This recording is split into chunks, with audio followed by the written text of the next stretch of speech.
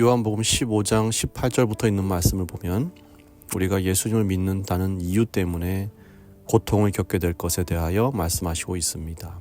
18절입니다.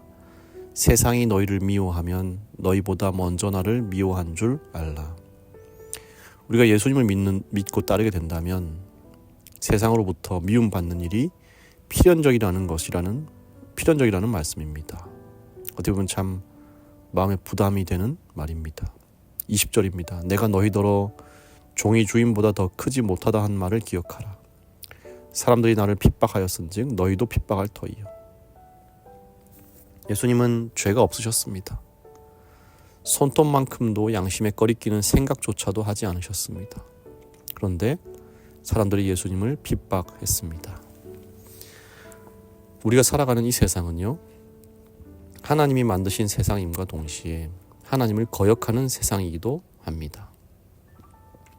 하나님의 손이 미치지 않는 곳이 한 군데도 없는 곳이기도 하지만 더 높은 하나님의 섭리 안에서 마귀가 활동하는 곳이기도 합니다. 그런데 이 세상은 선한 목표를 향하여 달려가지는 않습니다. 가난한 사람을 위하자라는 어떤 구호를 수많은 지도자들과 학자들이 긴 시간 동안 외쳐왔지만 아직도 가난한 사람들은 여전히 가난하고 그들을 위하는 사람들은 점점 줄어들고 있습니다. 선이라는 것은 그저 겉으로 내세우는 명분일 뿐이고 실제 속으로 채우고자 하는 것은 이기적인 야망들로 가득 차 있습니다. 그렇기 때문에 애초에 세상은요, 하나님의 존재를 좋아하지 않습니다. 그들에게 성경을 갖다 대면 양심에 부담이 되거든요. 안 그래도 세상 살기 답답한데 하나님 앞에 나오고 성경을 보니까 더 답답한 거예요. 그게 가룟 유다의 마음이었습니다. 교회는 불의를 철저히 배격하도록 가르치고요, 어떤 작은 것도 타협하지 않도록 가르칩니다. 그래서 힘듭니다. 서로 사랑하라고 가르칩니다. 나 혼자 사랑하고 나 혼자 인생 살기도 빡빡한데 옆 사람 챙기라고 가르칩니다. 이게 얼마나 답답한지. 사랑하는 여러분, 예수님을 믿는다는 말은요, 이런 세상 속에서 예수님을 바르게 믿는 사람들이 세상과 원수가 되고 세상을 등지게 될 것이라는 것을 말해주고 있습니다. 마태복음 10장 34절부터 36절입니다. 내가 세상에 화평을 주러 온 줄로 생각지 말라. 화평이 아니요 검을 주러 왔노라. 내가 온 것은 사람이 그 아비와 딸이 어미와 며느리가 시어머니와 불화하게 하려 함이니 사람의 원수가 자기 집안 식구리라. 예수님이 요한복음 14장에서 세상에 평안을 주겠다고 하셨으면서 여기서는 또 세상에 화평을 주러 온 것이 아니라 검을 주러 오셨다고 말씀하세요. 이게 무슨 의미일까요? 여기 검을 주러 오시고 불화를 주러 오셨다는 말은 좀 다른 뜻입니다. 창조주이신 하나님이 믿는 사람들에게 영생을 주시려고 하는데 가만히 보니 이들이 죄의 몸을 입고 있는 거예요. 그래서 골마 터진 부분이 너무 많습니다. 도려내야 할 정도인 것입니다. 그래서 그분은 예리한 하나님의 말씀의 칼로 골마서 터지는 나의 양심을 찔러서 도려내려고 하시는 것입니다. 쓸데없는 고집, 악한 꾀들, 철저하게 자기 중심적인 못된 근성들을 도려내시고자 검을 꺼내시는 것입니다. 그런 도려냄이 있고 난 후에야 진짜 치료가 생겨요. 환부를 그냥 덮는다고 해서 낫는 게 아니잖아요. 고통스럽지만 환부를 도려내야만 진짜 자유와 평화가 찾아오는 것입니다. 그래서 우리가 예수님을 진정으로 믿으려면 분쟁과 갈등을 숙명으로 받아들여야 하는 것입니다. 세상에는 가짜 평화가 참 많습니다. 정치 외교를 보면 알 수 있죠.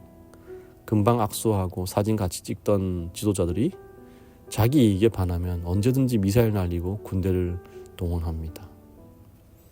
세상과 타협해서 얻는 모든 평화는 언제든지 깨질 수 있는 것입니다. 그런 값싼 평화에 우리가 목매달 필요가 없습니다. 사랑하는 여러분, 우리의 진짜 평화는 하나님에게서 온다는 사실을 꼭 기억하시기 바랍니다. 하나님께 자신을 완전히 굴복시킬 때 진짜 평화가 있는 것입니다. 비록 세상과의 관계에 있어서 잠깐의 분쟁을 경험한다고 하더라도 그 완전한 평화를 진정으로 누리게 될 것입니다. 예수님을 믿는 사람들이 세상으로부터 받는 박해는 숙명입니다. 이 박해는 세상 끝날까지 있을 것입니다. 그럴 때마다 우리가 결코 잊지 말아야 할 것이 있는데 그것은 세상이 나보다 예수를 먼저 미워했다는 사실입니다. 그러니 예수님을 믿고 그분의 자녀가 된 우리도 당연히 예수님과 함께 고난을 감당하게 되는 것입니다. 그러나 예수님이 하신 말씀 가운데 정말 희망이 되는 말씀이 있습니다. 요한복음 15장 20절입니다. 내가 너희더러 종이 주인보다 더 크지 못하다 한 말을 기억하라. 사람들이 나를 핍박하였은즉 너희도 핍박할 터이요 내 말을 지켰은즉 너희 말도 지킬 터이라. 이게 무슨 말입니까? 예수님을 믿고 사는 것이 근본적으로 세상으로부터 벗어나는 것이구나.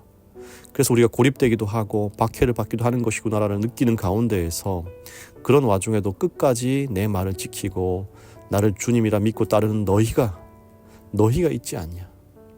세상에는 너희 말로 인하여 예수를 따르는 자들도 있을 것이라고 말씀을 주시는 것입니다. 내 말을 지켰은즉 너희 말도 지키리라. 분명 우리의 고난과 수고를 통하여 말씀을 듣고 교회를 찾게 되는 영혼들이 분명히 있을 것이라는 말씀이십니다. 그래서 어렵더라도 끝까지 예수 믿음을 포기하지 않고 날마다 승리하는 삶을 위하여 평안한 삶을 위하여 기꺼이 주님 계신 그곳을 선택하는 우리 모두가 되기를 간절히 바랍니다. 사랑의 하나님, 주님을 믿고 따르는 길이 평탄하고 평안하지만은 않은 것임을 알게 되었습니다. 왜냐하면 그것이 세상 사람들이 가는 길과는 반대되는 길이기 때문에 미움과 갈등과 분쟁이 있을 수밖에 없음을 알게 되었습니다. 그러나 그럼에도 불구하고 세상을 사랑하시고 그리고 세상을 말씀으로 이기신 주님의 놀라운 능력을 힘입어서 담대히 세상 앞에 서는 우리 모두가 되도록 함께하여 주시옵소서. 주님, 오늘은 조은후 어린이를 위해 기도합니다. 주께서 그동안 예쁘고 건강하게 자라도록 하셔서 참으로 감사를 드립니다. 이 아이를 더욱 많이 사랑해 주셔서 세상 앞에 빛과 소금이 되도록 하시고 많은 사람을 주님께로 돌이키는 그 일에 큰 역할을 감당하는 아이로 자라나게 하여 주시옵소서. 더욱 건강하고 더욱 아름답고 더욱 영리하고 더욱 양보하고 더욱 배려하게 하여 주시옵소서. 예수님 이름으로 기도합니다. 아멘.